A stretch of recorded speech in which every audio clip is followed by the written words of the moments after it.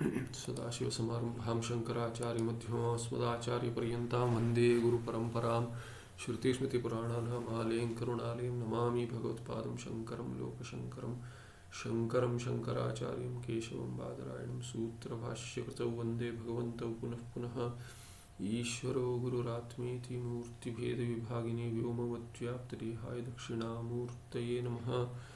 श्री चिद्घनगणेशाय नमो मह्यं सुखं नित्यं सप्रकाशं व्यापकं नामरूपय अधिष्ठानं बुद्धिर्बोध्यं बुद्धेर्दृक्यत्तु निर्मलम् अपारं सर्ववेदान्तवेद्यं प्रत्यक्परं महः तदेव हन्नमत्तो निरति मे निश्चितामतिः।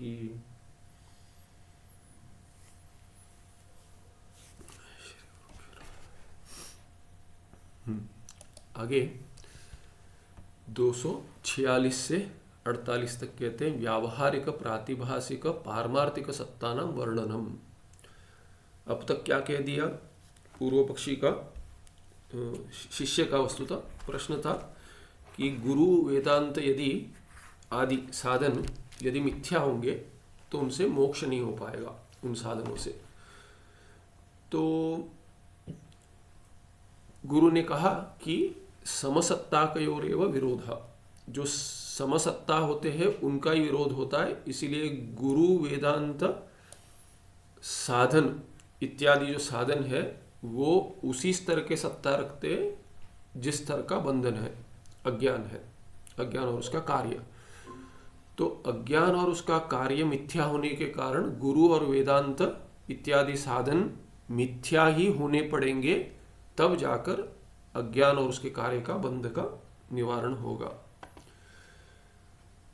विषम सत्ताओं में विरोध नहीं होता, समसत्ता में विरोध होता है, ये कह दिया था। अभी कहते हैं व्यावहारिक प्रातिभासिक और पारमार्थिक सत्ता, ये 3 सत्ता है।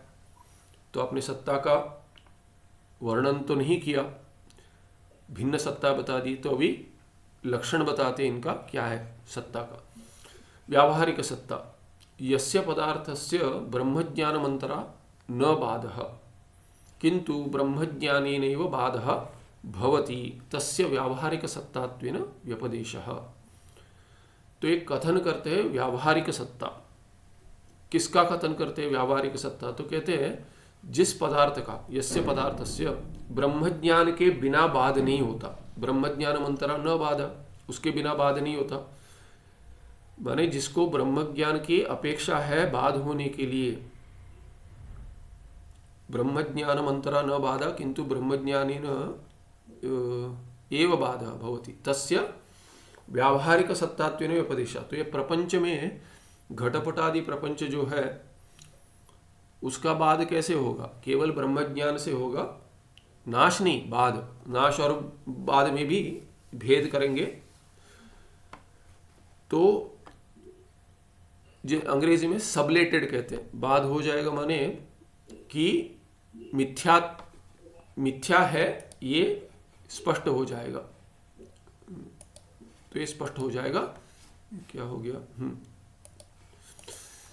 विंडो स्विच हो गया। हाँ, तो क्या कहते हैं व्यावहारिक सत्ता उसको कहेंगे जिसका बाध ब्रह्म ज्ञान के बिना नहीं होगा।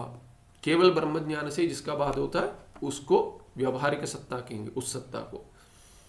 तो अभी उसका लक्षण ये तो स्पष्ट हो गया। अभी लक्षण में तर्क की भाषा में कहते हैं ब्रह्मज्ञान इतर बाध्यत्वे सति ब्रह्मज्ञान मात्र बाध्यत्वम, ब्रह्मज्ञान इतर अबाध्यत्वे सति ब्रह्मज्ञान मात्र बाध्यत्वम व्यावहारिक सत्वम इति यावत्। तो तर्क में लक्षण क्या होगा? तर्क भाषा में ब्रह्मज्ञान इतर, ब्रह्मज्ञान से इतर क्या होगा? घट ज्ञान, बट ज्ञान, सर्प ज्ञान, रज्जु सर्प ज्ञान, ये सब ब्रह्म ज्ञान के इतर ज्ञान है। तो ब्रह्म ज्ञान इतर अबाध्यत्वे सति, ये अबाध्यत्व है, यहाँ पे अबाध्यत्व होना चाहिए, आकार होना चाहिए यहाँ पे, अबाध्यत्वे सति माने जिसका ब्रह्म ज्ञान के इतर ज्ञान से, ब्रह्म ज्ञान के इतर जो ज्ञान है उनसे बाध नहीं होता, अबाध्यत्वे सति, और ब्रह्म ज्ञान मात्र बाध्यत्व, और केवल, मात्र माने केवल ब्रह्म ज्ञान से ही बाध होता है, उसको व्यावहारिक सत्ता कहते हैं। तो व्यावहारिक सत्वम इति यावत् माने, इति यावत् माने यह अभिप्राय है। साच सत्ता, कौन सी सत्ता?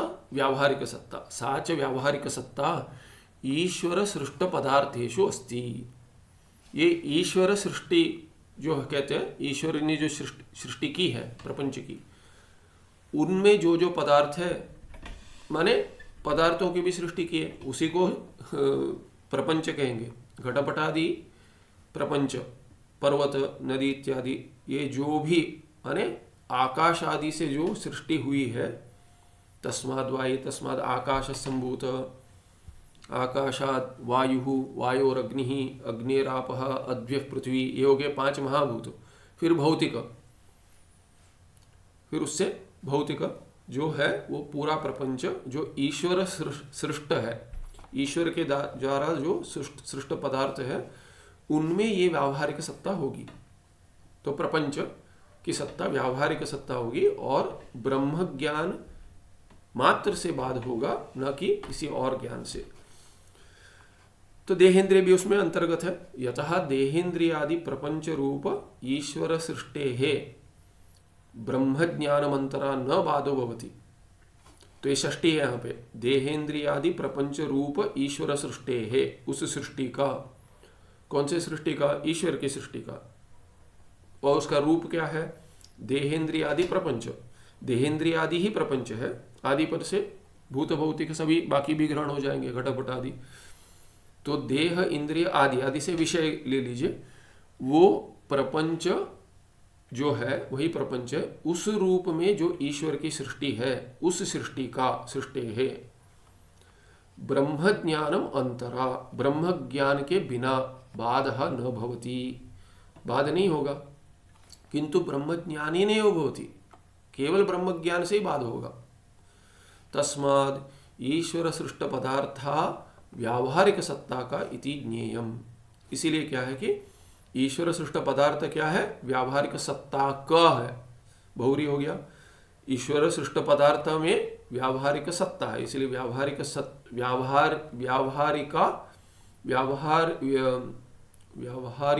व्यावहारी सत्ता लिखा है यहाँ पे, व्यावहारिक सत्ता होना चाहिए। व्यावहारी सत्ता भी ठीक है, व्यावहारिक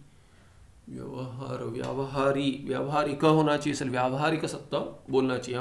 क नहीं है यहाँ पे, होना चाहिए व्यावहारिक सत्ता।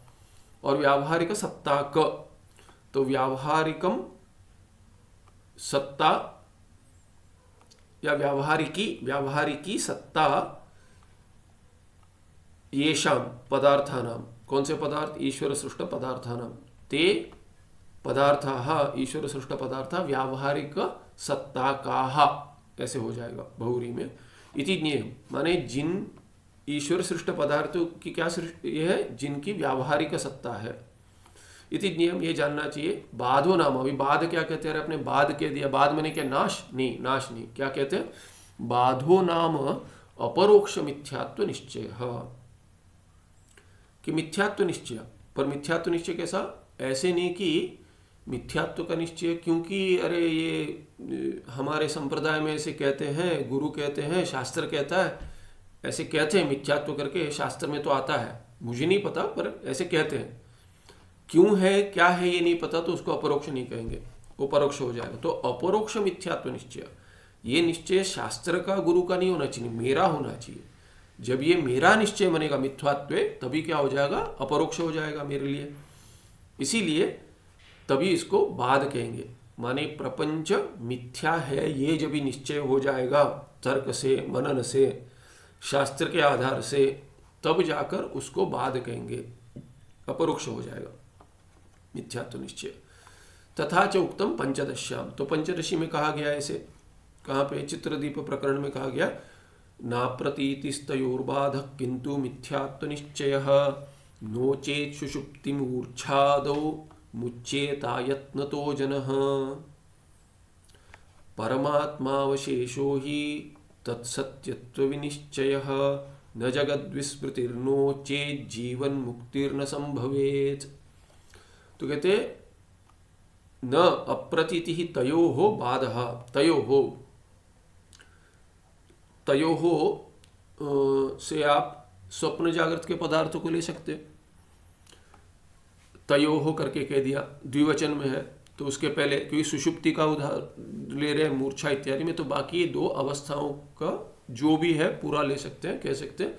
ये स्वप्न का भी मिथ्यात्व निश्चय से पिछली पाठ में देखा था हमने कि भगवान गौड़पादाचार्य मांडुक्य कारिका में पहले स्वप्न जो दृष्टांत होगा जगत मिथ्यात्व के लिए, उसका, उस स्वप्न का मिथ्यात्व सिद्ध करते हैं तर्क से। तो तयो से वो ले सकते हैं कि, या नाम रूप भी ले सकते हैं। पंचदशी में जो प्रकरण है वैसा लेना चाहिए, पर समझने के लिए नाम रूप भी ले सकते हैं और स्वप्न और जागृत के पदार्थ भी ले सकते हैं। संदर्भ में जागृत और स्वप्न पदार्थ होगा, पर नाम रूप भी ले सकते हैं क्योंकि वो भी मिथ्या है। न अप्रतीति ही तयोः बाधा, तयोः बाधा अप्रतीति ही न, माने उनका बाद क्या होगा? बाद माने तयोः अप्रतीति न बाधा, ऐसे अन्वय होगा। तयोः अप्रतीति, केवल न देखने से, माने स्वप्न का बाद कैसे हो जाएगा? जागृत में हो जाएगा, वैसे ले सकते हैं। हाँ, जागृत में बाद हो गया तो नहीं देख रहे हैं इसीलिए बाद हो गया क्या? स्वप्न में आंख बंद कर लेंगे तो भी स्वप्न पदार्थ नहीं दिखेगा, उसका अर्थ ये नहीं कि बाद हो गया, अदर्शन हो गया कहते हैं उसको। केवल दर्शन नहीं हो रहा है, आंख खोलेंगे तो फिर हो जाएगा। जागृत अवस्था में आंख बंद कर लेंगे, बिल्ली जैसे आंख बंद करके दूध पीती है कि कोई नहीं देख रहा है, नहीं है ही नहीं कुछ, ऐसे नहीं होगा।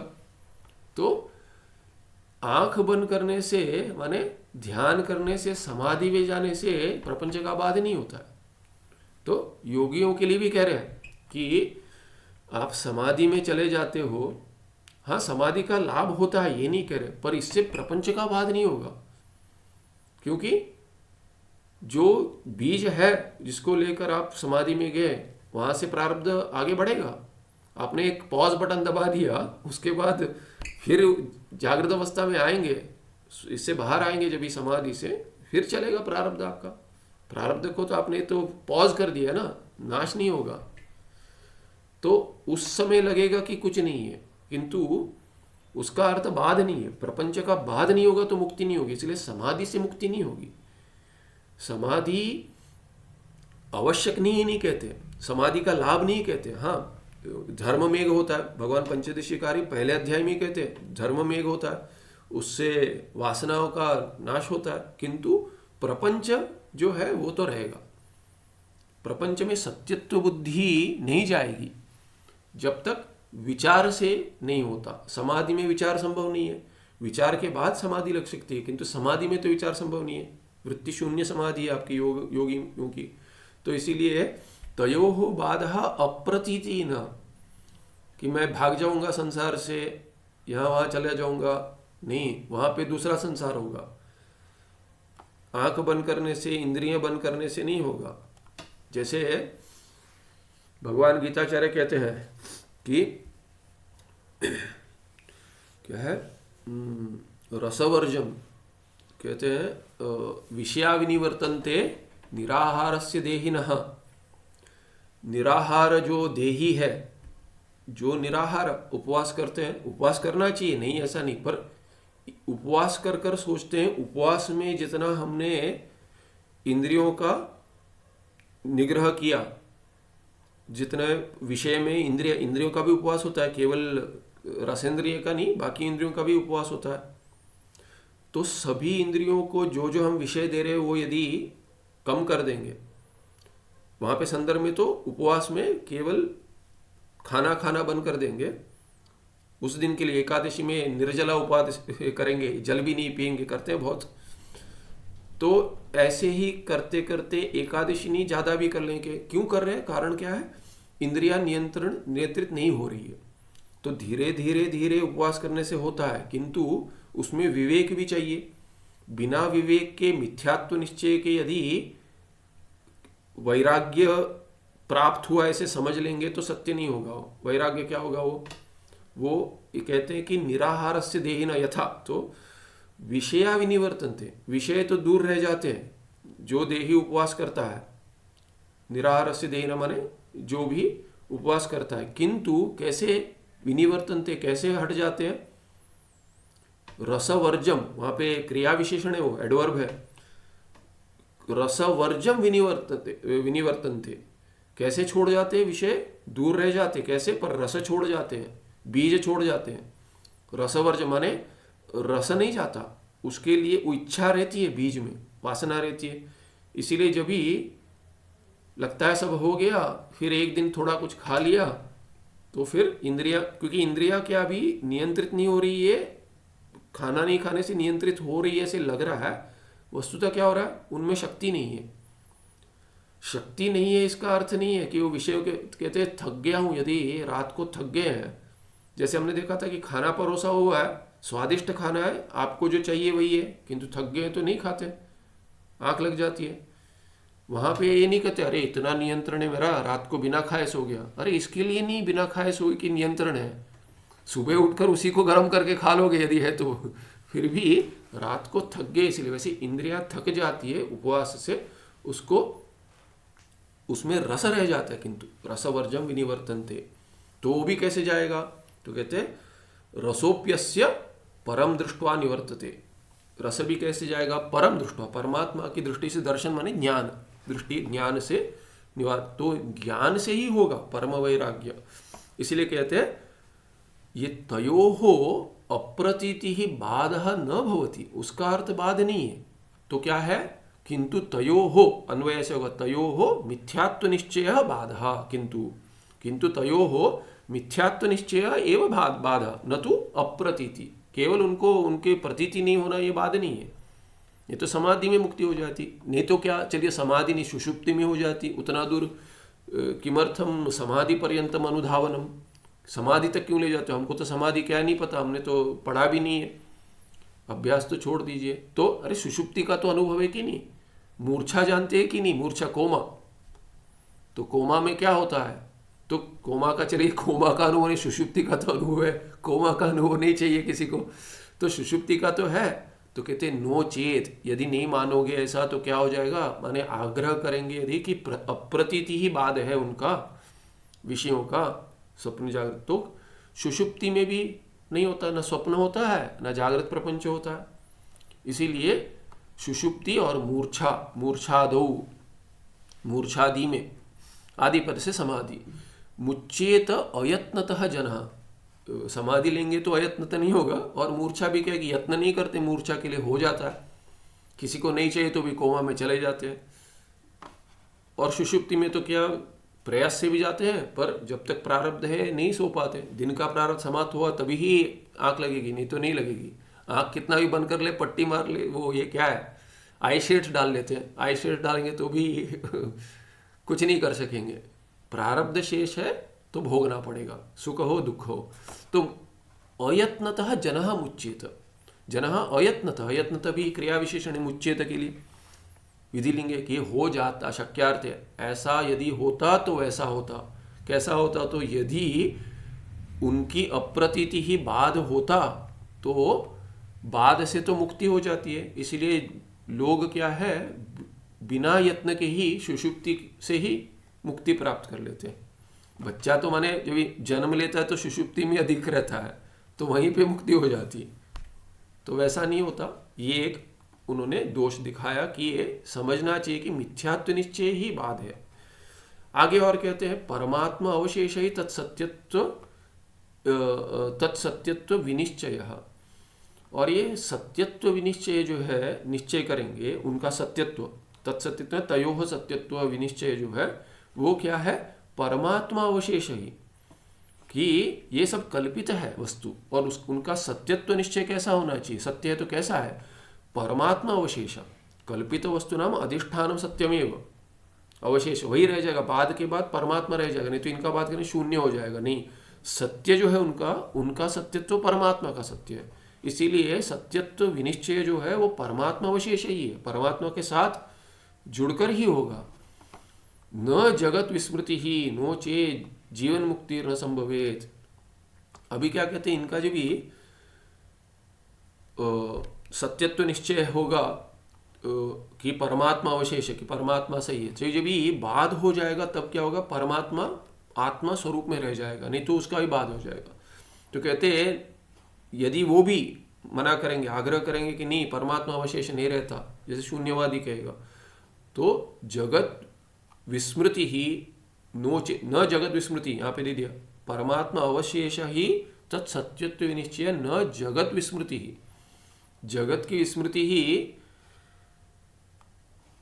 कि केवल विस्मृति ही परमात्मा अवशेष नहीं होगी, उनके सत्यत्व नहीं रहेगा, विस्मृति कर देंगे तो क्या कहेंगे, जीवन मुक्ति न संभवित, जीवन मुक्ति नहीं हो पाएगी।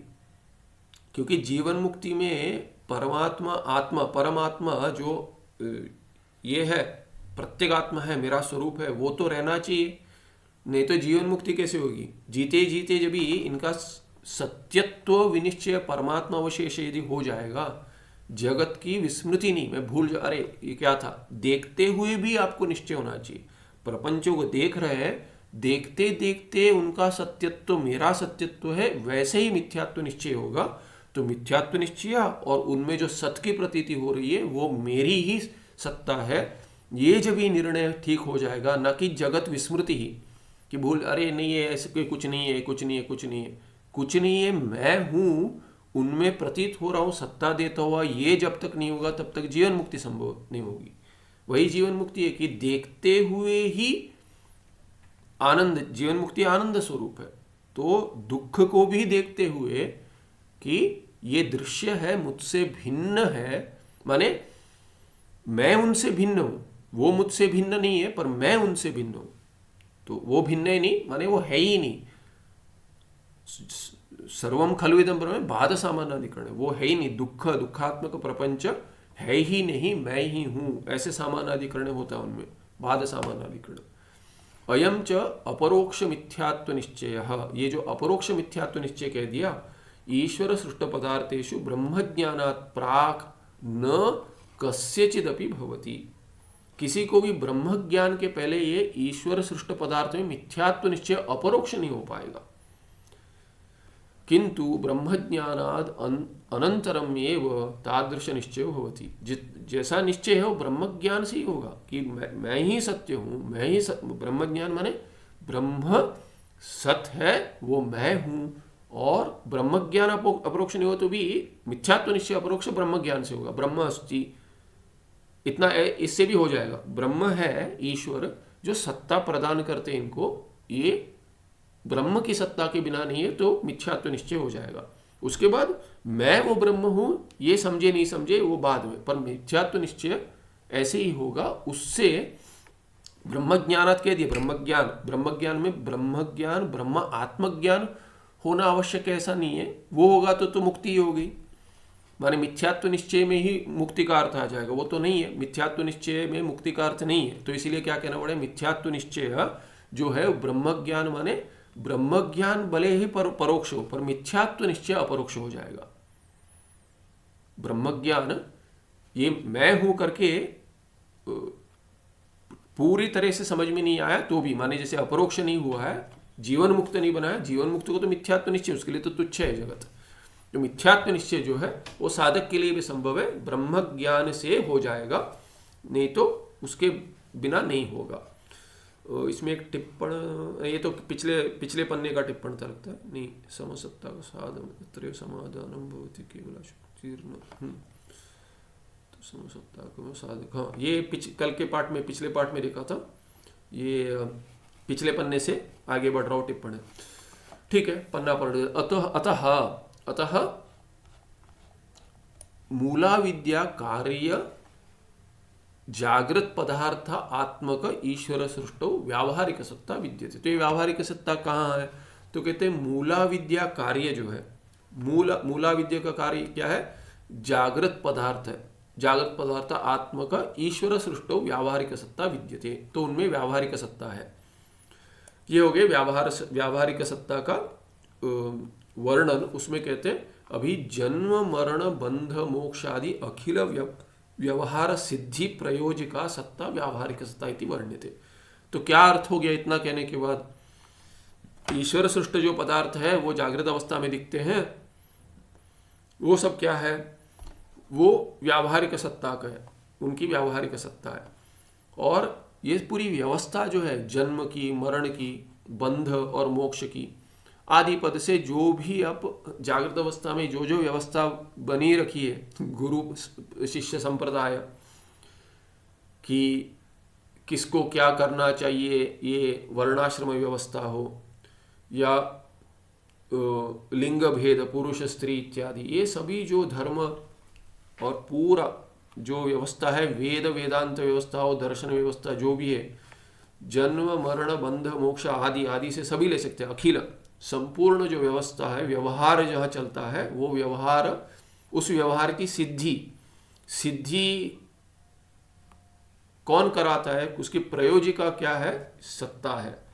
जो सत्ता ये संभव कराती है, प्रयोजिका माने जो संभव कराती है, क्या संभव कराती है, व्यवहार की सिद्धि। कैसे व्यवहार की सिद्धि, अखिल सभी व्यवहार की सिद्धि। जैसे उदाहरण दीजिए तो कहते हैं जन्म मरण बंध मोक्ष आदि पर से बाकी जो भी व्यवहार जोड़ देंगे, शास्त्रीय लौकिक व्यवहार, उन सभी व्यवहारों की सिद्धि कराने वाली जो सत्ता है उसको व्यावहारिक सत्ता कहते हैं, वर्ण्यते। ठीक है, ये हो गया व्यावहारिक सत्ता। दूसरी सत्ता है प्रातिभाषिक सत्ता। उसमें कहते हैं ब्रह्मज्ञान इतर बाध्यत्वम प्रातिभाषिकत्वम। इसमें स्कैनिंग में तो नहीं है, यहाँ पे एक बिंदु होना चाहिए, अनुस्वार। ब्रह्मज्ञान इतर बाध्यत्वम प्रातिभाषिकत्वम। तो पहले एक लक्षण दे दिया था, समझा कर फिर लक्षण दे दिया था, वो समझ गए तो ये तो स्पष्ट हो जाएगा, इसीलिए उन्होंने पहले वर्णन नहीं किया, सीधे तार्किक भाषा का लक्षण दे दिया। तो ब्रह्म ज्ञान इतर, इतर ज्ञान, इतर होगा ज्ञान, तो ब्रह्म ज्ञान से इतर जो ज्ञान है उससे जो बाध्य होते हैं उसको क्या कहते हैं, प्रातिभाषिक सत्ता कहते हैं। तो ब्रह्म ज्ञान इतर बाध्यत्व माने जैसे रज्जु का ज्ञान हो गया, उससे सर्प का बाध हो जाएगा, तो सर्प के बाद के लिए ब्रह्म ज्ञान की आवश्यकता नहीं है। ब्रह्म ज्ञान इतर ज्ञान हो गया रज्जु ज्ञान, रज्जु ज्ञान से सर्प का बाध हो गया, इसीलिए सर्प की क्या सत्ता है, प्रातिभाषिक सत्ता है, इसीलिए प्रातिभाषिकत्वम। तादृशम सत्वम यत्र आस्ते सब प्रातिभाषिक पदार्थ इत्युच्यते। तो प्रातिभाषिक पदार्थ क्या हो जाएगा, जिनमें ऐसी सत्ता होती है, वो पदार्थ जिनमें ऐसी सत्ता होती है, माने जो ब्रह्म ज्ञान के इतर ज्ञान से बाध हो जाता है जिनका, वो वैसी सत्ता जो रहती है जिनमें, वो क्या है कि प्रातिभाषिक पदार्थ कहलाते हैं। इति उच्यते। ब्रह्म ज्ञानम विना एव रज्जु शुक्ति कोशरादि ज्ञानम यथाक्रमम सर्प रजत उदकानाम बाध दर्शनात् तेषां प्रातिभाषिकम सत्वमस्ति। तो कहते ब्रह्म ज्ञानम विना एव, इतर ज्ञान माने ब्रह्म ज्ञान के बिना जो ज्ञान है, तो एव क्या है, रज्जु का, शुक्ति का या कोशर, कोशर माने मरुभूमि आदि ज्ञानेन यथाक्रम, उसी क्रम से किनका बाध होता है, सर्प का बाध होता है रज्जु के ज्ञान से। यथाक्रम माने रिस्पेक्टिवली, ये रज्जु के ज्ञान से सर्प का बाध हो गया, शुक्तिका के ज्ञान से रजत का बाध हो गया, और कोशर ज्ञान से उदक जल का, मरुभूमि में जो जल है उसका बाध हो गया। इसीलिए कहते हैं ब्रह्म ज्ञान विना एव रज्जु शुक्ति कोशरादि ज्ञानेन यथाक्रम सर्प रजत उदका नाम, यहाँ पे आदि जोड़ना चाहिए, यहाँ आदि है तो आदि होना चाहिए, यहाँ आदि जोड़ दिए, तो सर्प रजत उदकादि नाम बाध दर्शनात्, ऐसे बाध देखा गया है। कैसे देखा गया, उसके लिए कोई ब्रह्म ज्ञान की अपेक्षा नहीं है, इसीलिए तेषाम प्रातिभाषिकम सत्वमस्ति, उनकी क्या सत्ता होगी, प्रातिभाषिक सत्ता होगी। प्रातिभाषिक माने उसका अर्थ क्या हो गया, तो कहते हैं प्रतीति काल मात्र सत्ता कहा, और एक उनके सत्ता का उसमें काल क्या होगा, देखिए बोलते हैं प्रतीति काल को लेकर एक लक्षण बताते हैं, प्रतीति काल मात्र सत्ता का, बहुरी है, प्रतीति काल में केवल, मात्र माने केवल प्रतीति काल में जिनकी सत्ता हो, माने जो सत लगे तभी सत लगे, प्रतीति जब तक दिखता है तब तक सत है। स्वप्न में जैसे जब तक स्वप्न है तब तक सत है, तभी कोई नहीं कहता अरे ये तो झूठ है, ये स्वप्न देख रहा हूँ, किसी को हो जाए स्वप्न देख रहा हूँ ऐसे हो जाए, किंतु सत्य ऐसे ही दिखता है, उसमें कोई नहीं है तो स्वप्न है, मैं अभी उड़ जाऊंगा करके उठ नहीं सकते, प्रयास कर सकते हैं। माने जैसे कहते हैं कि जागृत अवस्था में कहते हैं अरे कोई थोड़ा चिमटा काट लो के करो, कि स्वप्न में हूँ, लॉटरी जीत गया स्वप्न में हूँ, कि क्या पहला रैंक आ गया, स्वप्न चल रहा है, क्या चल रहा है, इतनी खुशी हो गई, इतना संतोष मिल गया, तो विश्वास नहीं होता, तभी कहते हैं अरे सपना देख रहा हूँ, देखो भाई कि कुछ जगा दो मुझे। तो कोई चाटा भी मार देता है, नहीं ये है करके हाथ साफ कर लो, कोई मारना था, अरे बोल रहा है मारो तुम तो कहीं ऐसे देखते हैं इसमें, तो कहते हैं प्रतीति काल मात्र सत्ता का, स्वप्न तो तब तक ही होता है, तभी सत्य लगता है। तो ये प्रातिभासिक, जब तक सर्प दिख रहा है रज्जु की जगह, तब तक वो सर्प की सत्ता है, नहीं ऐसे नहीं कह सकते, क्योंकि यदि सर्प सत्य नहीं होता प्रतीति में तो डरता क्यों कोई, उससे भागता क्यों? तो इसीलिए दिख रहा है वो तो सत्य करके ही भान हो रहा है। स्वप्न में भी वैसा ही, जैसे दिख रहा है वो सत्य ही भान हो रहा है, जागृत काल में हूं करके ही मानते हैं, वही सत्य मानते हैं। तो वैसे ही क्या है, प्रातिभासिक का अर्थ क्या हो गया, प्रतीति काल मात्र सत्ता का। प्रतीति काल मात्रम सत्ता माने प्रतीति काले, प्रतीति कालेषु, प्रतीति का जो काल है उसको प्रतीति काल काले मात्रम सत्ता यस्य, वो हो जाएगा प्रतीति काल मात्र सत्ता कह, सर्प इत्यादि या स्वप्न पदार्थ। सत्ता का अर्थ क्या है, सत्ता सत्ता कह रहे, सत्ता का क्या अर्थ है, बहुत बहुत बार सत्ता सत्ता और सत्य, क्योंकि जिन्होंने सत्ता नहीं सुना है शब्द तो सत्य सत्य करके मानते हैं। पहले मुझे भी होता था, बहुत पहले संस्कृत नहीं पता था, और ये क्या सत्ता बात, सत्ता बोलते सत्य बोलते, तो कहते कि व्यावहारिक सत्य बोलना चाहिए, कि व्यवहार कहीं सत्य भी बोल देते, कहीं व्यावहारिक सत्ता बोल देते। सत्य सत्ता में क्या है कि ये टाइपो है क्या, सत्ता लिखते कोई सत्य लिखता है, व्यावहारिक सत्य व्यावहारिक सत्ता, पारमार्थिक सत्य पारमार्थिक सत्ता। तो ये सत्ता सत्ता जिनको व्याकरण का संस्कार नहीं पता चलता, सत्ता माने सत के साथ, अस धातु के साथ शत्रंत पद होता है, सत हो जाता है, शत्रंत पद सत। फिर सत के बाद आप त्व तलो तस्य भावस्त्व तलो, तो त्व प्रत्यय सत्वम हो जाएगा, और स्त्रीलिंग में तल आएगा तो ता होकर सत्ता हो जाएगा, सत और ता। तो सत्ता और सत्वम एक ही अर्थ है, जैसे मनुष्यता और मनुष्यत्वम, तो मनुष्य का भाव हो गया मनुष्यता या मनुष्यत्वम वैसे, और या मानुष्यम वैसे ही यहाँ हो जाएगा सत्ता या सत्वम। किसका भाव है, सत का भाव, सतः भाव सत्वम या सत्ता। तो उसका अर्थ क्या है, तो कहते स्वरूपम, सत्ता माने क्या, स्वरूपम माने स्थिति ही, जब तक स्वप्न है तब तक उसकी स्थिति है, पदार्थों की उनकी स्थिति है, स्वरूप है, सत्ता है, एक ही अर्थ है। प्रतीति काल मात्र भाविनः पदार्थस्य, सामानाधिकरण में षष्ठी एक वचने भाविनः, इन्हीं अंत पद है मतुपर्तेनी। प्रतीति काल मात्र भाविनः, जो प्रतीति काल मात्र भावी है, जिनमें प्रतीति काल मात्र भाव है, तब तक ही उनका भवन है, भाव माने भवन है, घई भावार्थे घई भावे भावे उत्पत्ति होगी। तो प्रतीति काल मात्र भावी जो है पदार्थ, जब माने तब तक ही उनकी स्थिति है, तब तक ही रहता है, जब तक प्रतीति काल है तब तक जो रहता है वो पदार्थ क्या हो गया, प्रतीति काल मात्र भावी पदार्थ हो गया, उसका भावी न पदार्थस्य। प्रातिभासिक सत्ता उच्यते, उसकी सत्ता क्या कही जाती है, प्रातिभासिक सत्ता। तूला विद्या, पहले अभी जी मूला विद्या दिया था किसमें, व्यावहारिक सत्ता के लिए, अभी कहते तूला विद्या कार्य शुक्ति रजतादेह प्रतीति काल मात्र भावित्वात् तेषां प्रातिभासिक सत्ता युज्यते। लक्षण समन्वय कर दिए, कहती है तूला विद्या का कार्य जो है वो क्या है, तूला विद्या का कार्य शुक्ति रजतादि उनका कार्य, वो वही है कार्य। प्रतीति काल मात्र भावित्वात्, उनका भवन, उनका भावित्व कैसा है, प्रतीति काल मात्र में ही है, तब तक ही शुक्ति रजत लिखते, जब तक प्रतीति हो रही उसी काल में रहते हैं, बाद में नहीं रहते, बाद हो गया तो तभी बाद के बाद नहीं रहते। तेषां प्रातिभासिक सत्ता युज्यते, तेषां प्रातिभासिक सत्ता युज्यते। और अभी देखिए बाद का अर्थ क्या है, लक्षण तो दे दिया बाद का, क्या कह दिया था, बाधो नाम मिथ्यात्व निश्चय कह दिए थे, बाधो नाम मिथ्यात्व अपरोक्ष मिथ्यात्व निश्चय। उसके बाद देखिए प्रातिभासिक सत्ता हो या व्यावहारिक सत्ता हो, जब भी उनका बाद हो जाएगा तो क्या रहेगा, माने क्या अर्थ रह जाएगा, जिस पदार्थ का बाद हो गया सत्ता रह जाएगी, सत्य रह जाएगी, परमात्मा अवशेषो ही बाधा करके कह दिए, तो मिथ्यात्व निश्चय या ये भी सत्व निश्चय भी परमात्मा अवशेष, परमात्मा को लेकर ही होगा, तो आत्मा की सत्ता रह जाएगी।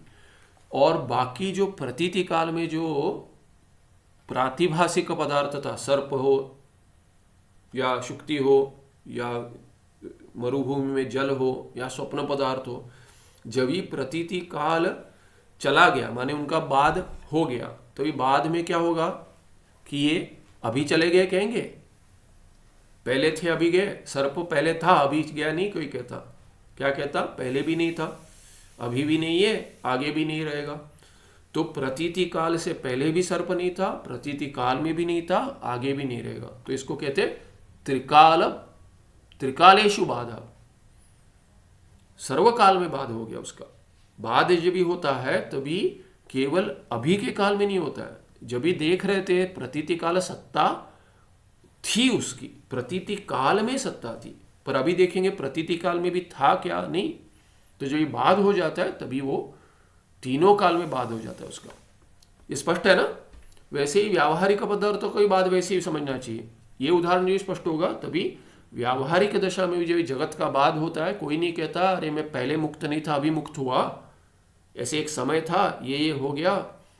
जैसे आचार्य जी कभी हास्य में कहते थे कि कोई कह रहा था ये बिंदु का दर्शन हो गया, ऐसे एक ये हो गया, कुछ आकाश में कुछ देख लिया, या यहाँ पे आज्ञा चक्र में कुछ प्रकाश दिख गया, उससे मुक्ति हो गई। उससे मुक्ति नहीं होगी। प्रकाश दिखेगा ठीक है, उससे मुक्ति नहीं होगी। तो ये जो बाध होता है पदार्थों का, तो प्रपंच इसके पहले सत था, मुक्ति हो गई, ज्ञान हो गया, अभी नहीं है, ऐसा नहीं है। उसमें कोई काल ही संसार के अंतर्गत है, स्पेस एंड टाइम, तो काल भी उसके अंतर्गत है। तो इस काल में ऐसा हुआ करके समझोगे तो वो ठीक नहीं है। तो बाध होगा माने त्रिकाल बाध हो जाएगा कि ये मैं प्रपंच को सत्य मान रहा था तभी भी वो सत्य नहीं था, ये त्रिकाल बाध होता है। आगे भी प्रपंच नहीं आ पाएगा क्योंकि कभी था ही नहीं। 248 में अभी पारमार्थिक सत्ता कहते हैं।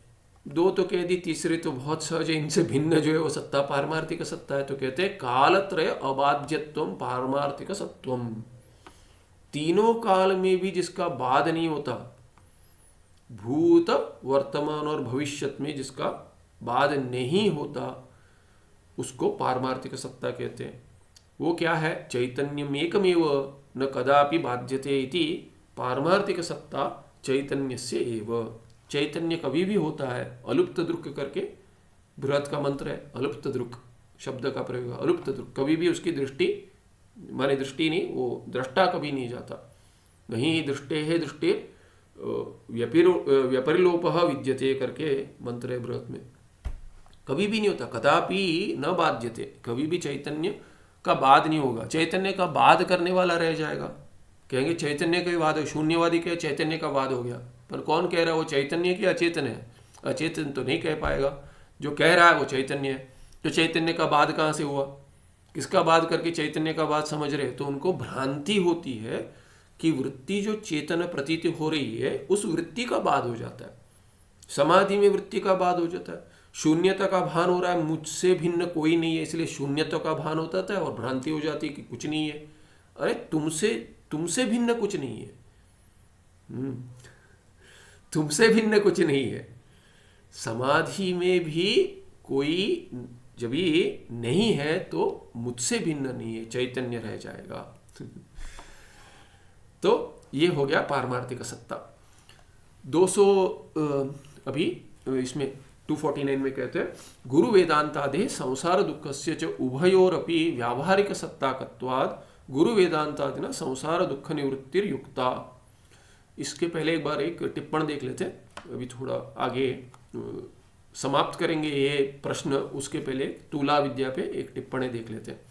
कहते हैं तत्व दृष्टिया तो, अभी देखिए कल का स्पष्ट है ना कि समसत्ता में ही विरोध होता है, स्पष्ट है ना। कल से जो देख रहे थे समसत्ता में विरोध होता है, समसत्ता में, ना कि विषम सत्ता में। अभी उसमें एक अपवाद कहेंगे, एक्सेप्शन बताएंगे एक। तो कह रहे तत्व दृष्टिया विचार्यमाणे तू, जब विचार करेंगे तत्व दृष्टि से, तो क्या कहते हैं, तत्वदृष्टया विचार्यमाणे तु अधिष्ठान रूप साधके अधिष्ठान ज्ञान रूप बाधके च समसत्ताकत्व नियमो नास्ति। कहते समसत्ता नियम नहीं है। किसमें नहीं है? कहते हैं जब भी अधिष्ठान रूप होगा, जब भी अधिष्ठान रूप कुछ होगा तो वो भिन्न सत्ता का ही होता है। अधिष्ठान में जब भी अध्यस्त कुछ होगा, अध्यस्त के और अधिष्ठान की सत्ता कभी एक होती नहीं है, पर अधिष्ठान के सत्ता के कारण ही अध्यस्त प्रतीत हो रहा है, तो साधक बन गया उसका, भिन्न सत्ता का होकर भी साधक बन गया। और जब बाद होगा तभी कैसे होगा कि अधिष्ठान के ज्ञान से अध्यस्त का बाद हो जाएगा। इसीलिए क्या है कि वो बाद भी विषम सत्ता से ही हुआ है, अधिष्ठान विषम सत्ता का है। तो कहते हैं तत्वदृष्टया तु विचार्यमाणे अधिष्ठान रूप साधके, हाँ, और अधिष्ठान रूप बाधके, अधिष्ठान रूप बाधके च समसत्ताकत्व नियमो नास्ति। समसत्ता का नियम नहीं है। केवल यहीं पे यही एक अपवाद है, एक्सेप्शन यही है कि जब ये अधिष्ठान होगा उसके ज्ञान से कुछ प्रतीत हो रहा है अध्यस्त, तो भिन्न सत्ता का होकर भी साधक हो जाएगा। और जब भी अधिष्ठान के ज्ञान से अध्यस्त का बाद हो जाएगा तभी क्या है कि अधिष्ठान भिन्न सत्ता का होकर भी बाधक बन जाएगा। तो ये कह रहे तथा ही, उदाहरण में स्पष्ट होगा, और तथा ही अधिष्ठान रूपम साधकम विषम सत्ताकम एव न क्वचिदपि समसत्ताकम। अधिष्ठान रूप का जो साधक है वो विषम सत्ता का ही होता है, क्योंकि उसके बिना तो सत्ता दूसरे को प्राप्त ही नहीं होगी। कोई रज्जु सर्प दिख रहा है, उसके रज्जु सर्प जो दिख रहा है कल्पित के ऊपर कल्पित नहीं होगा। माने मरुभूमि में जो पानी है, मिराज वाटर, उसके ऊपर कुछ आरोप नहीं हो रहा है, मरुभूमि पे आरोप हो रहा है। वैसे ही क्या है कि जब ये अभी सर्प दिख रहा है, सर्प के ऊपर नहीं माला दिख रही है, ऐसे नहीं होता है। सर्प है, वो सर्प आधार बनकर माला नहीं दिखती। तो आधार तो व्यावहारिक रज्जु बनेगा जिसकी सत्ता भिन्न है, उसके ऊपर सर्प अध्यारोपित है। वस्तुतः ऐसा भी नहीं है, चैतन्य ही है। सिद्धांत में देखेंगे तो चैतन्य ही सबका आधार है, वो कभी भी भिन्न सत्ता का ही होगा, सभी चैतन्य ही है। तो इतना ही कह दिए कि अधिष्ठान रूप जहाँ साधक होगा वो विषम सत्ता का ही होगा, न च क्वचिदपि समसत्ताकम। अधिष्ठान कभी एक ही सत्ता का नहीं होता। अधिष्ठान ज्ञान रूपम बाधकंतु क्वचिद विषम सत्ताकम क्वचिद समसत्ताकम। तो कहते हैं अधिष्ठान ज्ञान रूप जो बाधक है, जो बाध करेगा, अधिष्ठान के ज्ञान से जो बाध होता है, वहां पे कहीं पर क्या विषम सत्ता का होता है। जैसे यथा शुक्ति रजतस्य बाधकम शुक्ति ज्ञानम, शुक्ति का ज्ञान रजत का बाध करता है। तो शुक्ति का जो ज्ञान है वो क्या है, व्यावहारिक में है, और शुक्ति रजत क्या है, वो शुक्ति रजत जो इसका बाध हो गया वो क्या है कि प्रातिभासिक सत्ता का है, तो विषम सत्ता हो गई। इसीलिए अधिष्ठान ज्ञान, अधिष्ठान हो गए शुक्ति ज्ञान जो है, उससे ये अधिष्ठान ज्ञान रूपम बाधकम, तो शुक्ति का जो ज्ञान हो गया, वस्तुतः शुक्ति अधिष्ठान है नहीं। यहाँ पे शुक्ति अधिष्ठान है कहते हैं, पर शुक्ति अधिष्ठान है, शुक्ति का इदम अंश अधिष्ठान है। इसीलिए मूलकार में स्पष्ट किया था, पर ये अपना एक मत दे रहे हैं, ये इदम इत्थम लेना आवश्यक नहीं है। समझ लीजिए कि ऐसा कभी कभी लग जाए कि अरे ये तो अधिष्ठान की सत्ता भिन्न है, ठीक है तो है, अधिष्ठान के इसमें अधिष्ठान की सत्ता भिन्न होकर भी साधक और बाधक बन जाता है, ऐसे मान लेंगे तो भी ठीक है। इसको यदि ऐसे प्रतीति हो रही है, ऐसा ज्ञान हो रहा है, तो वहां पे प्रश्न आएगा तो ये समाधान हो सकता है करके कह रहे हैं। अधिष्ठान ज्ञान रूपम बाधकम तो क्वचित विषम सत्ताकम यथा शुक्ति रजत से बाधकम शुक्ति ज्ञानम। तो शुक्ति ज्ञान से ही शुक्ति रजत का बाध होता है, वहां तक ठीक है, पर अधिष्ठान ज्ञान रूप बाधक नहीं है वस्तुतः। माने चैतन्य लेंगे तो ठीक है, पर कि शुक्ति अधिष्ठान ज्ञान रूप अधिष्ठान का नहीं है, वो शुक्ति अधिष्ठान नहीं है।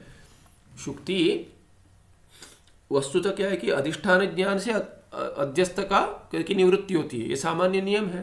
इसीलिए कह रहे अधिष्ठान ज्ञान रूपम बाधकम। जो इदम अंश में विशिष्ट अंश है, इदम अंश वस्तुतः अधिष्ठान बन रहा है, पर जो शुक्ति अंश है वो विशिष्ट अंश है, उसकी प्रतीति नहीं हो रही है तभी रजत का भान हो रहा है। तो जब ये शुक्ति रजत का भान हो रहा है, वो अधिष्ठान में जो शुक्ति होनी चाहिए वही एक ही है। शुक्ति और इदम अंश भिन्न नहीं है वस्तुतः। इदम अंश और हम भिन्न कर लेते हैं, किंतु इदम जो है वही शुक्ति है। इसीलिए कहते हैं वही इदम जो है वही अधिष्ठान है। उसका अर्थ शुक्ति ही अधिष्ठान है, होना चाहिए था, पर शुक्ति यदि प्रतीत होती तो रजत प्रतीत नहीं होता। तो इसलिए विशिष्ट ज्ञान नहीं हुआ है, तब जाकर अधिष्ठान का विशिष्ट ज्ञान नहीं हुआ है, सामान्य इदमंश ज्ञान हुआ है, तब जाकर शुक्ति का विशिष्ट ज्ञान भ्रांति रूप में प्रतीत होती है। तो शुक्ति रजत भी वैसे ही बन गया, उसका अज्ञान कारण हो गया। तो अभी कहते हैं यथा शुक्ति रजत से बाधकम शुक्ति ज्ञानम स्वाप्न जगत बाधकम जागृत ज्ञानम च बाध्यापेक्षया अधिक सत्ताकत्वाद विषम सत्ताकम। तो इसमें दोनों की सत्ता भिन्न है, अधिक सत्ता है अधिष्ठान की। इसीलिए क्या है कि जो स्वप्न जगत है उससे जागृत ज्ञान जो है वो उसका बाधक होकर क्या है, वो अधिक सत्ता का है, इसीलिए विषम सत्ता होगी। बाध्यापेक्षा, बाध्य जो है वो क्या है, स्वप्न जगत बाध्य है और शुक्ति रजत बाध्य है, और बाधक क्या है, शुक्ति ज्ञानम है और इसमें स्वप्न में जागृत ज्ञानम है। तो ये दोनों अधिक सत्ता के। बाध्य की जो सत्ता है उसकी अपेक्षा बाधक की सत्ता अधिक है, अधिक सत्ताकत्वम सत्ताकत्वाद विषम सत्ताकम। इसलिए भिन्न सत्ता है दोनों की, अध्यस्त की और अधिष्ठान की। क्वचित तो समसत्ताकम अपि भवति, जहाँ बाध होता है तब अधिष्ठान के ज्ञान से तभी कभी कभी एक ही सत्ता का होता है। यथा व्यावहारिक जगत बाधकम ब्रह्म ज्ञानम। तो कहते हैं व्यावहारिक जगत का जो बाधक है वो ब्रह्म ज्ञान है। अभी ब्रह्म ज्ञान क्या है, वृत्त्यात्मक है। ब्रह्म ज्ञान चैतन्य तो परम सत्ता का है, पर ब्रह्म का जो ज्ञान है ब्रह्माकार वृत्ति वो पारमार्थिक सत्ता का नहीं है, वो तो व्यावहारिक सत्ता का ही है। इसलिए व्यावहारिक सत्ता से व्यावहारिक जगत का बाध हो गया। तो क्या हो गया, इसका अर्थ क्या है कि वृत्ति जो बन रही ब्रह्माकार वृत्ति वो तो व्यावहारिक सत्ता की है, वो भी मिथ्या है ना। इसीलिए मिथ्या से मिथ्या का बाध होता है। इस अंश में मूलकार ने बता दिया था, पर टिप्पण में क्या कह रहे हैं कि कहीं कहीं भिन्न सत्ता से बाध होता है, ठीक है। परंतु अभी कहते हैं जो पर मूल में जो संदर्भ चल रहा है उसमें तो नियम ठीक है। ये जो सामान्य नियम कह दिया ना, उसमें कुछ उन्होंने अपवाद दिखा दिए, पर जो संदर्भ मूल ग्रंथ कथा में जो चल रहा है उसमें तो नियम ठीक है। कहते परंतु मिथ्या ज्ञानम एवं मिथ्या वस्तुनः बाधकम इति नियमो भवति एव। मिथ्या जब भी होगा तो मिथ्या ज्ञान जो है वो मिथ्या वस्तु का बाधक होता है, ये नियम तो ठीक है, माने उसमें समसत्ता की अपेक्षा है। तस्माद इह उक्तः यह नियम स अधिष्ठान रूप साधकम अधिष्ठान ज्ञान रूप बाधकम च विना अवशिष्ट पदार्थ विषयक इति नियम। तो क्या जानना चाहिए, जो नियम बनाया है ये नियम अधिष्ठान साधक जब भी होगा या अधिष्ठान ज्ञान रूप बाधक जो होगा उनको छोड़कर समसत्ता का नियम ठीक है, पर अधिष्ठान रूप साधक जब भी होगा या अधिष्ठान ज्ञान रूप बाधक जब भी होगा तभी समसत्ता का नियम लागू नहीं होता, ठीक है। ये एक टिप्पण में बता दिए। आगे 249 में कहते हैं गुरु वेदांत आदेः संसार दुःखस्य च उभयोरपि व्यावहारिक सत्ताकत्वात् गुरु वेदांत आदिना संसार दुःख निवृत्ति युक्ता। तो प्रश्न का उत्तर दे दिए थे, अभी पूरा विश्लेषण कर दिया कि क्या नियम है, उदाहरण देकर कह दिया। राजा के स्वप्न का उदाहरण दे दिया जब भी उसको सुरगाल ने काट लिया था।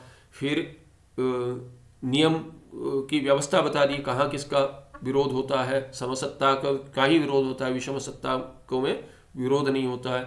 उसके बाद अभी सत्ता का भी लक्षण इत्यादि बता दिया, 3 सत्ता बता दिए।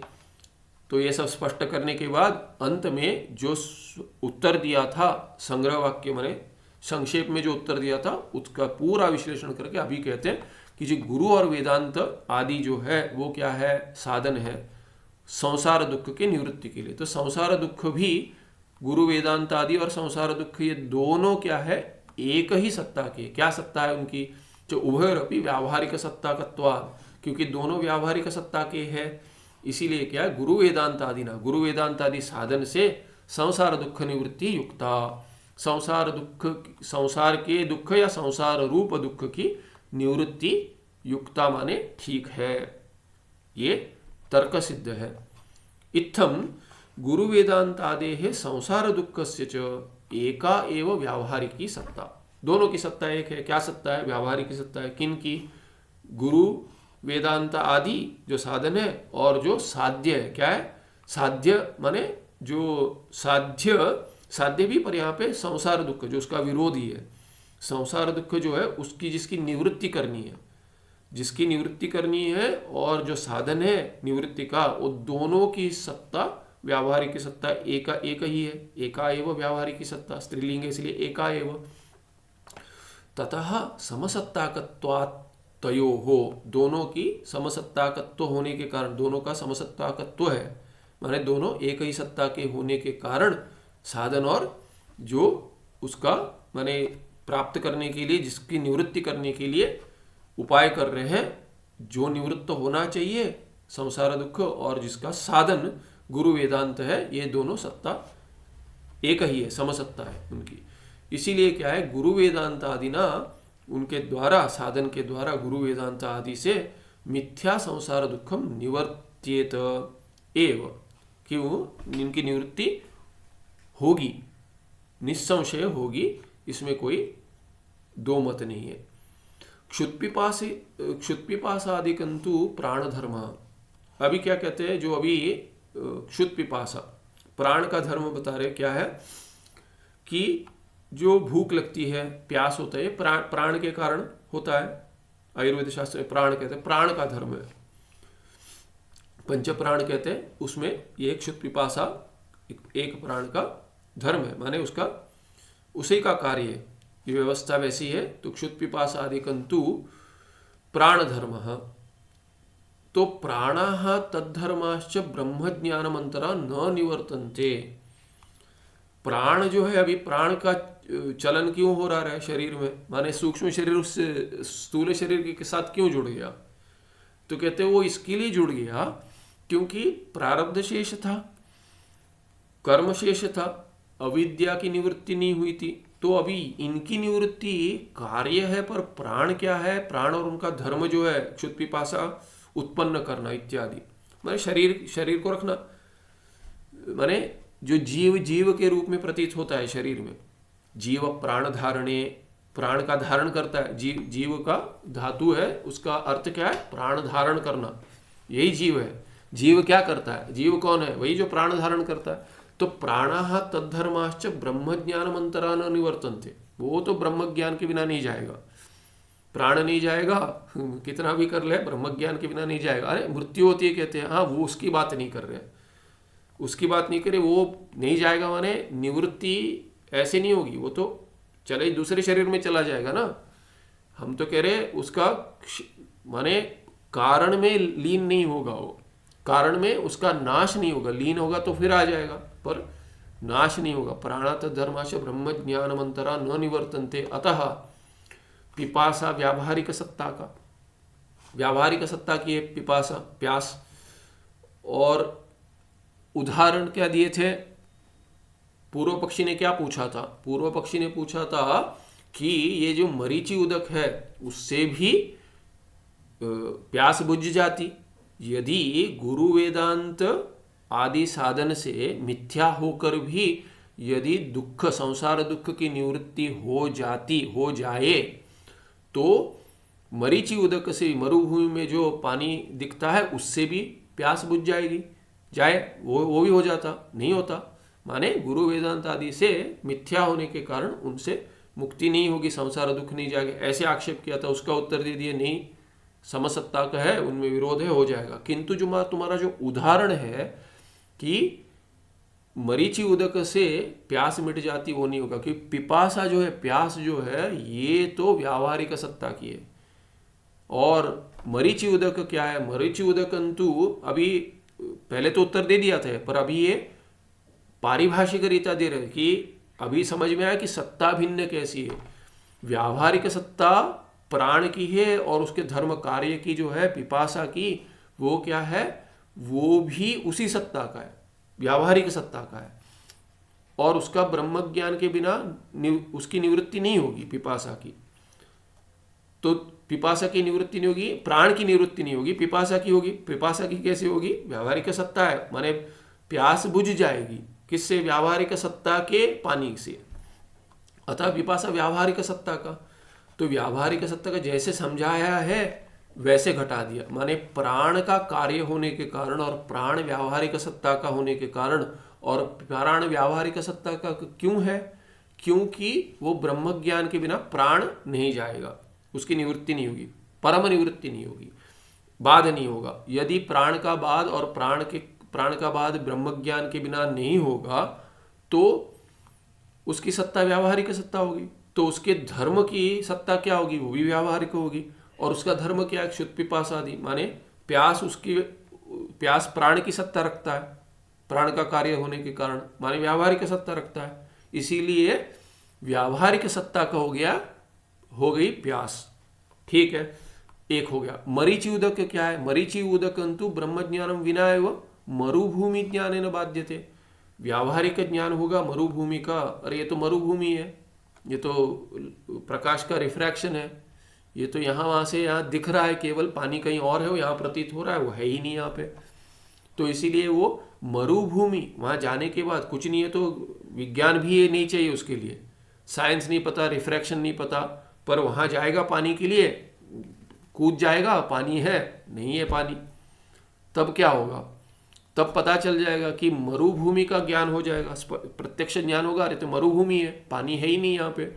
तो उस ज्ञान के से बाध हो जाता है, वो तो ब्रह्म ज्ञान नहीं है, उसके लिए ब्रह्म ज्ञान नहीं चाहिए, तो मरुभूमि ज्ञानेन बाध्यते इति कृत्वा, इस हेतु से क्या होगा? मरीचि उदक ब्रह्म ज्ञान की अपेक्षा नहीं रखता, इसीलिए अभी जो समझाया था उससे इससे सत्ता क्या हो गई? इसकी सत्ता, अतः मरीचि उदकम प्रातिभाषिक सत्ता कम, इसकी सत्ता होगी प्रातिभाषिक। पिपासा प्यास होगी व्यावहारिक सत्ता की, और मरीचि उदक की सत्ता होगी प्रातिभाषिक, उनमें विरोध है ही नहीं, तो प्यास कैसे बुझेगी?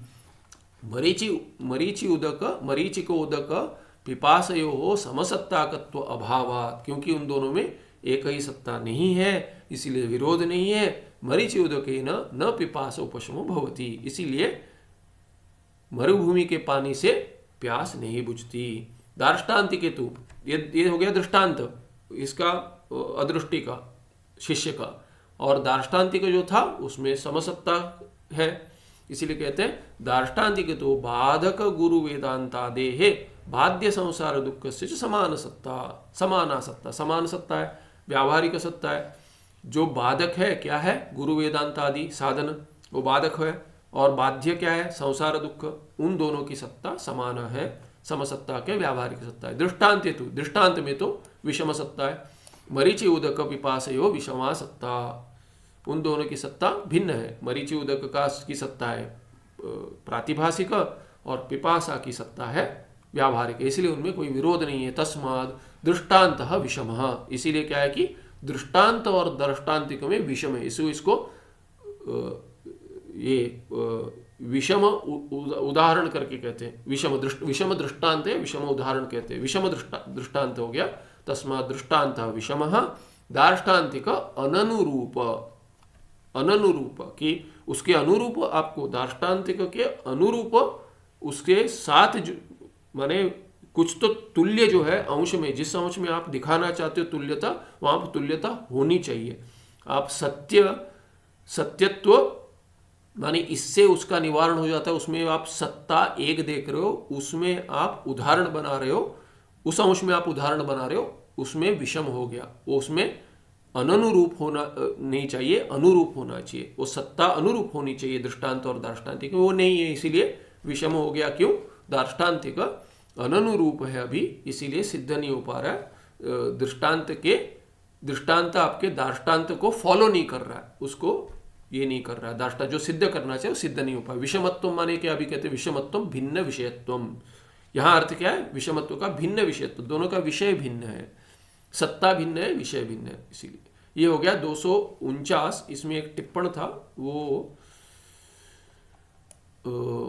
हाँ, ये टिप्पण देख लिया था जो एक्सेप्शन कह दिया एक, तो ये हो गया 249। 250 वाला ये अगले पार्ट में करेंगे।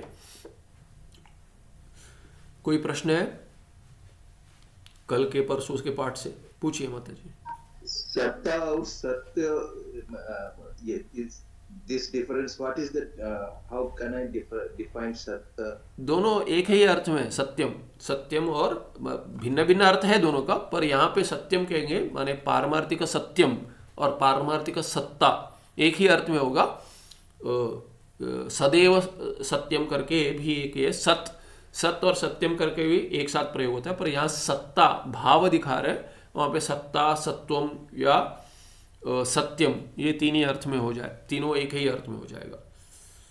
ठीक है। सत्य माने क्या है कि सत्य पदार्थ में भी होता है, वैसे भिन्न भेद करेंगे तो कहाँ होता है, जैसे अभी कहेंगे चैतन्य सत्य है, पर चैतन्य सत्ता है नहीं कहेंगे, चैतन्य सत्य है कहेंगे। चैतन्य जब भी पारमार्थिक सत्य है कहेंगे तो उसका अर्थ क्या है, दोनों में अंतर बताता हूँ। सत्य, सत्य कहेंगे ना, सत्य में सत्ता होती है।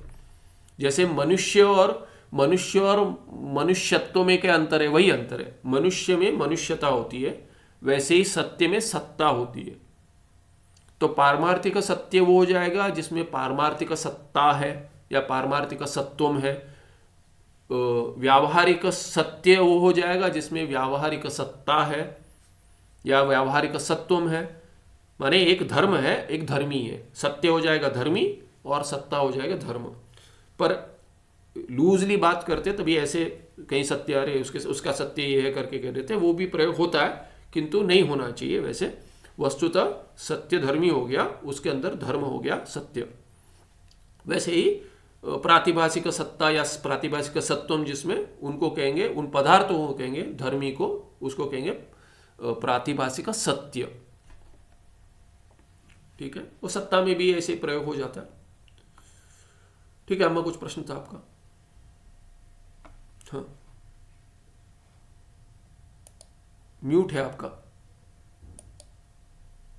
ये जो सेंटेंस है, प्राणः तद्धर्माश्च ब्रह्मज्ञानम अंतरा न निवर्तन्ते। हाँ जी। So this is the sentence I am not able to understand.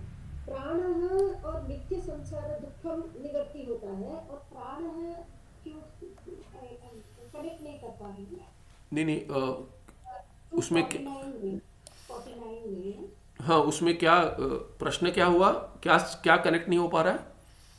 जैसे ये समझ में आ रही है कि नित्य संसार दुखम नित्य गुरु वेदांत समसत्ता से बाधा हो जाता है।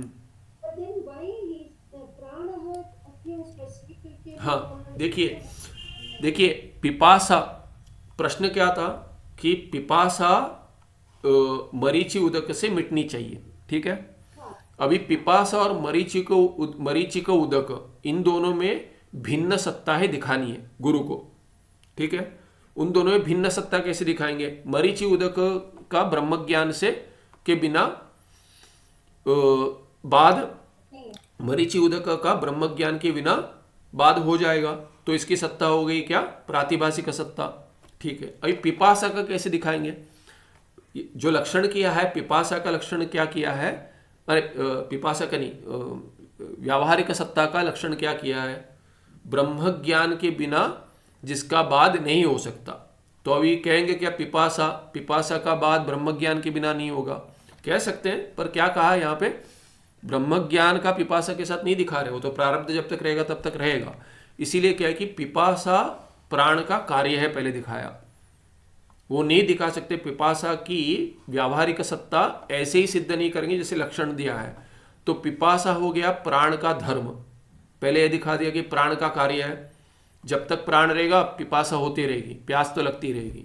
उसको ब्रह्म ज्ञान की अपेक्षा नहीं है। वस्तुतः पानी व्यावहारिक इससे भी मिट जाता है। इसीलिए क्या है कि पिपासा दिखा दिए प्राण का कार्य। और प्राण क्या है? प्राण तो जब तक ब्रह्म ज्ञान नहीं होता तब तक रहेगा, निवृत्ति नहीं होगी, बाद नहीं होगा। तो जो प्राण की व्यावहारिक सत्ता दिखा दी, तो प्राण के कार्य की क्या सत्ता होगी? व्यावहारिक सत्ता ही होगी।